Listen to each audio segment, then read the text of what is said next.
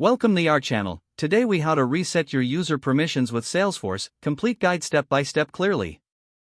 To reset your user permissions in Salesforce, begin by logging into your Salesforce account. Once logged in, navigate to the Setup menu located in the top right corner of the screen.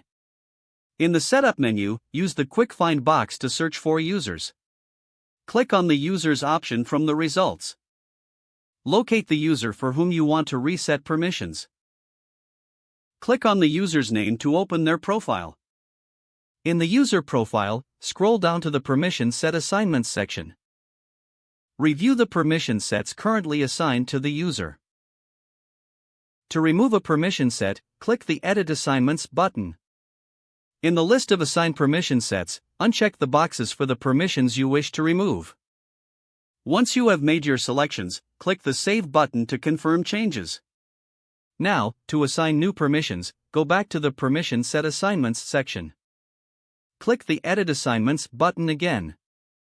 In the Available Permission Sets list, check the boxes for the new permissions you want to assign.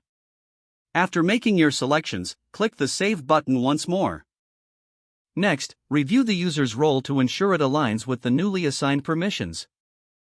Return to the main user profile page and check the role field. If changes are needed, click the Edit button at the top of the profile. Select the appropriate role from the drop-down menu. Click Save to apply the changes to the user's role. Finally, notify the user about their new permissions and roles. Encourage them to log out and log back in to see the updates in effect. With these steps completed, you have successfully reset the user permissions in Salesforce. If the page does not load, refresh the browser or try again in a private or incognito window. Make sure you are using the correct email address, then retype it carefully to avoid small typos. If your password is not accepted, use the Reset option and create a new strong password you can remember. Check your spam folder for verification or security emails, then complete any requested confirmation steps. Enable two-factor authentication if available to improve account security and reduce unauthorized access risk. After signing in, review your profile details so your contact information and settings are accurate and current. Don't forget to like this video and subscribe to our channel for more step-by-step tech guides.